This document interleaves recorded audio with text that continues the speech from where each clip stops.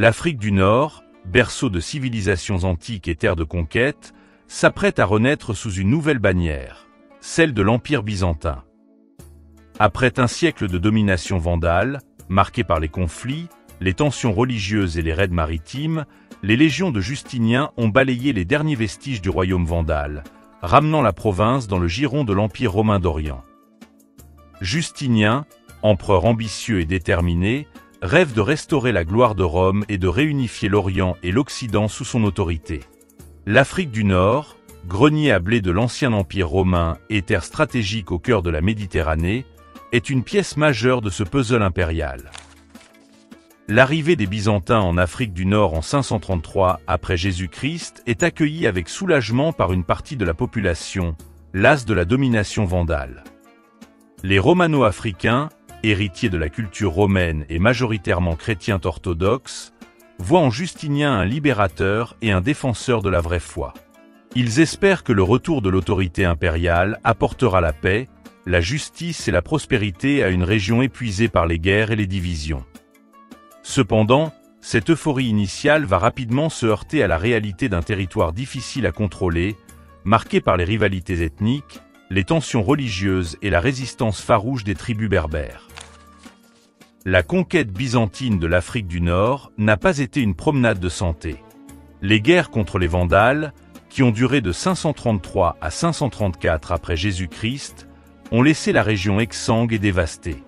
Les villes ont été pillées, les campagnes ravagées, les infrastructures détruites et la population décimée par les combats, les famines et les épidémies. Avant même l'arrivée des Byzantins, les Vandales avaient affaibli l'Afrique du Nord en démantelant les fortifications romaines et en confisquant les terres des grands propriétaires terriens pour les redistribuer à leurs propres guerriers. Les guerres byzantines n'ont fait qu'aggraver cette situation, ajoutant une nouvelle couche de destruction et de misère à une région déjà fragilisée. L'historien et poète Corippe, qui a vécu en Afrique du Nord au VIe siècle, décrit les conséquences désastreuses des guerres contre les Vandales et les Berbères. Les villes sont en ruine, les champs sont déserts, les maisons sont abandonnées. La population a été massacrée ou réduite en esclavage. La peste et la famine ravagent le pays. C'est un spectacle de désolation et de mort.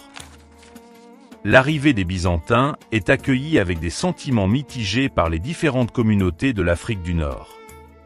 Les Romano-Africains, majoritairement chrétiens orthodoxes, voient en Justinien un libérateur et un défenseur de la vraie foi. Ils espèrent que le retour de l'autorité impériale apportera la paix, la justice et la prospérité. Ils ouvrent leurs portes aux troupes byzantines et collaborent avec la nouvelle administration.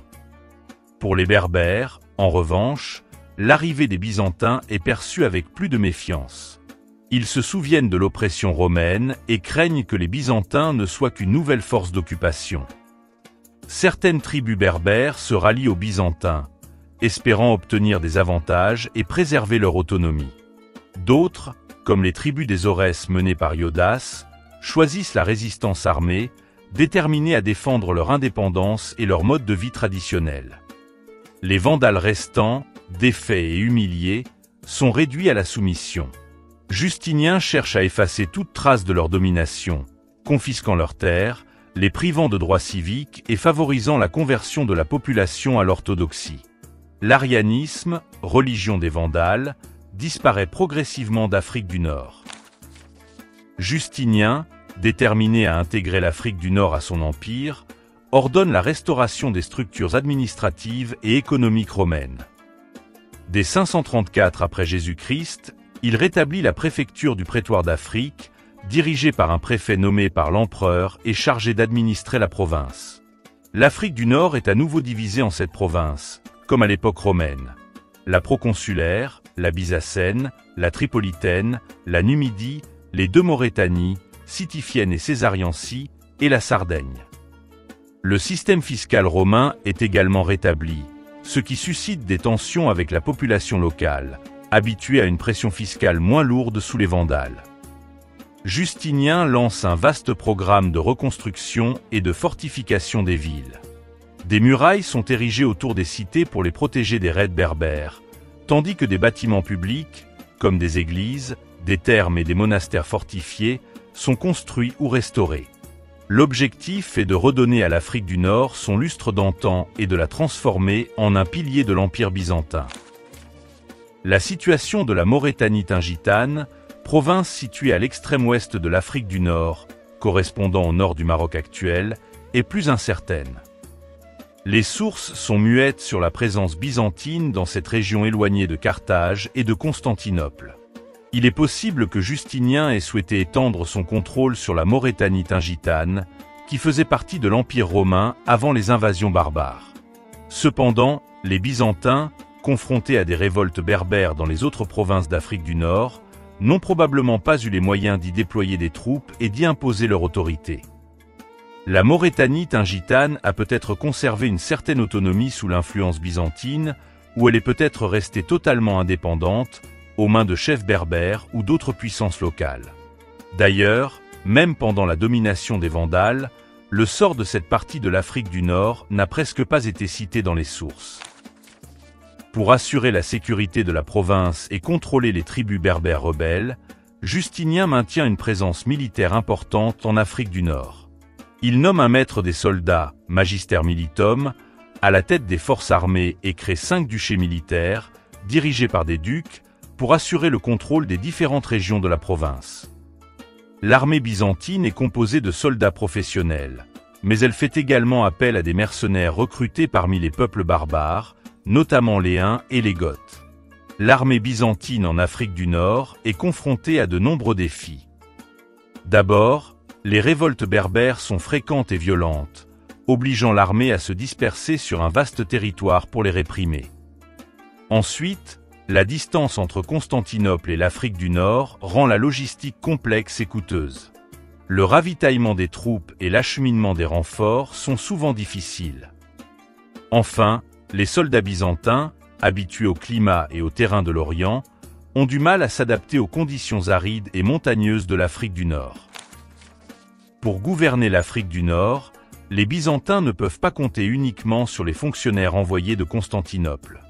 Ils doivent s'appuyer sur les élites locales, notamment les Romano-Africains, qui connaissent bien la province et ses habitants.